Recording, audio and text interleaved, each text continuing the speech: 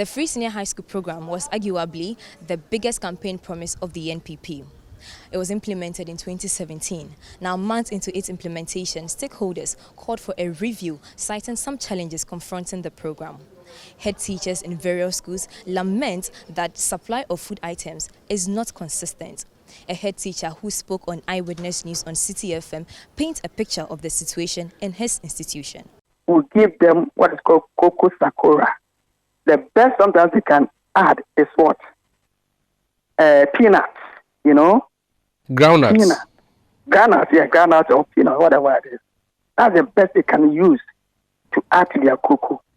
What about the rice? Mm-hmm. The rice and stew. Do you have fish or meat with the rice that comes? How do you serve your rice in the boarding house? Some semblance of fish. Sometimes when they go out, they will buy tuna, then they will turn it to flakes, and they use it. That's when we don't have the mackerel and sardine. As we speak, we don't have a single sardine. We don't have a tin of sardine in my school. I don't remember the last time we gave them eggs. I sought to seek answers from the Ministry of Education on these concerns raised by the head teachers. Now, its public relations officer, Kwesi Kwarteng, explains to Citi News the state of affairs with regards to food supply.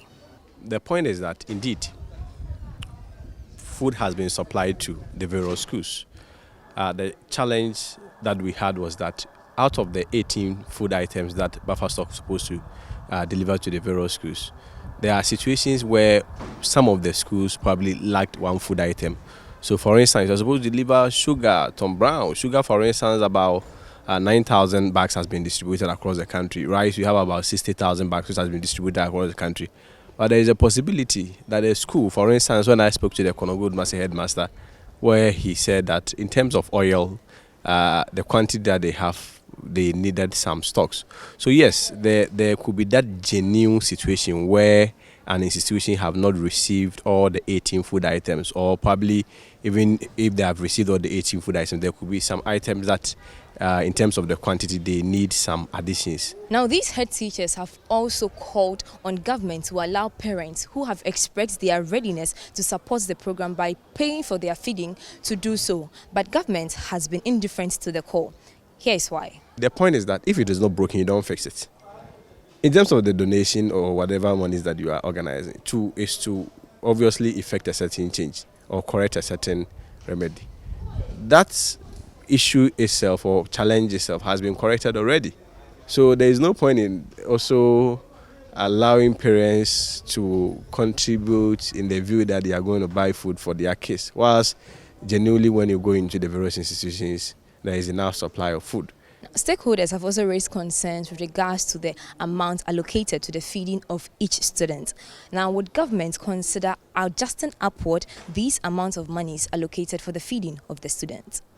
Contrary to even that view, it is also within this economic situation that you just described that, the government has even seen it right to increase the amount. Because initially, I think it was around 5.2 cedis per head per child a day. Now it's around 7 cedis.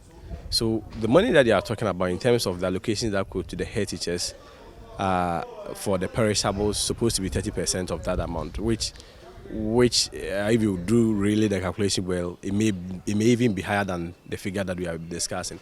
But of course, for me, it is about the import of the message that is important, not necessarily even how the message was put.